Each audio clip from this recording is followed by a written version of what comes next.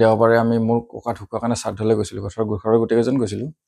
তাত গৈ পেলাই মংগলবাৰে ৰাতিপুৱা যোৱাকালি আহি পালোঁ আহি পেলাই ৰাতিপুৱা 2টামান বাজিছে আহি পেলাই দেখিলোঁ দৰ্জাখন খুলি চালোঁ খিৰিকী ভাঙি পেলাই গোটেই চোৰ সোমাই পেলাই মানে গোটেই 3টা গড্ৰেজ আপোনাৰ চৌকেছ গোটেইখিনি লণ্ড ভণ্ড কৰি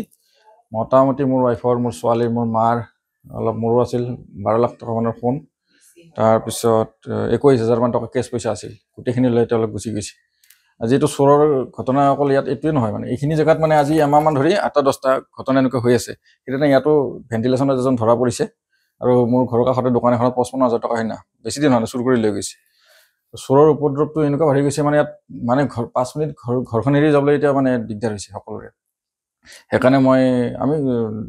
আজি অসমৰ মুখ্যমন্ত্ৰী মহোদয় আৰু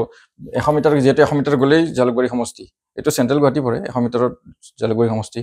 তাৰ ওপৰত তেওঁৰ নিজৰ সমষ্টি সিএম মহোদয় তাৰপিছত আপোনাৰ ডিজিপি মহোদয়ক মই অনুৰোধ জনাম যাতে তেওঁলোকে কিবা এটা উচিত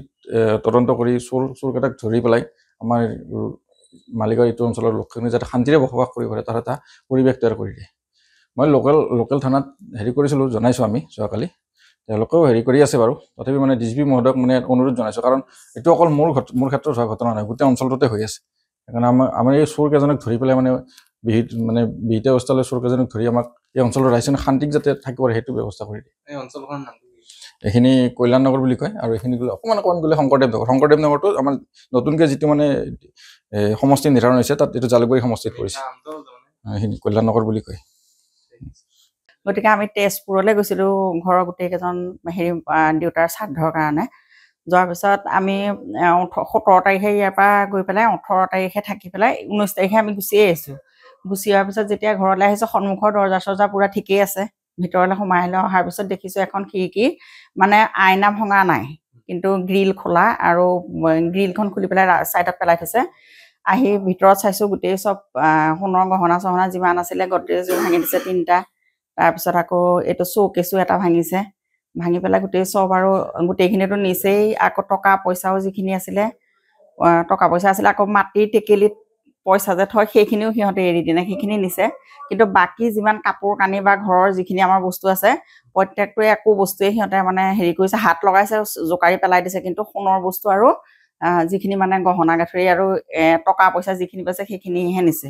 গতিকে মুখ্যমন্ত্ৰী ডাঙৰীয়া আৰু ডিজিপি ছাৰে আহক গোটেইখিনি আমাক মানে ইয়াৰ ৰাইজৰ অঞ্চলটো ধুনীয়াকৈ শান্তিত থাকিব পৰাকৈ সেইখিনি ব্যৱস্থা কৰি দিব লাগে আৰু ওচৰৰ আমাৰ যোনখন থানা আছে তেখেতক আমি ফোন কৰি প্ৰথমতে জনাইছিলোঁ তাৰপিছত ছাৰ আহিছে আহি পেলাই পুলিচৰ মানুহ আহিছিলে তাৰপিছত আকৌ CIDৰ পৰা মানুহ আহিছিলে তাৰপিছত আকৌ ফিংগাৰপ্ৰিণ্ট লয় যে ফৰেঞ্চিকৰ তেওঁলোকৰ মানুহ আহিছিলে গতিকে এতিয়া আমি আৰু সেইটোৱে ভৰসা কৰিছোঁ গোটেইখিনি যাতে ভালকৈ উচিত ব্যৱস্থা কৰি পেলাই আমাক সকলোকে শান্তিত থাকিবলৈ দিয়ে আৰু মানে যিহেতু আমি এতিয়া ওচৰে পাজৰেও হ'লে এতিয়া মতা মানুহবিলাক ডিউটিত গুচি যোৱাৰ পিছত আমিতো মাইকী মানুহৰ ঘৰত থাকিব লাগিব গতিকে এটা আমাক শান্তিৰ পৰিৱেশ এটা হেৰি কৰি পেলাই যাতে আমাক বৰ্তাই দিয়ে সেইখিনি কাৰণে আমি চৰকাৰকো মানে হেৰি কৰিছোঁ অনুৰোধ কৰিছোঁ আৰু লগতে আমাৰ থানাৰ যি ধৰক হেৰি আছে আমাৰ থানাৰ পুলিচ অফিচাৰে হওক যোনেই নহওক আৰক্ষী বিভাগৰ তেওঁলোকেও যাতে এইখিনিত সহযোগ কৰি আমাক যাতে শান্তিত থাকিব পৰা কৰি এটা পৰিৱেশ গঠন কৰি থাকে আমাৰ এইখন হেৰি মালিগাঁও কল্যাণ নগৰ কোচালাৰ পৰা বেছি দূৰ নহয় মালিগাঁও কল্যাণ নগৰ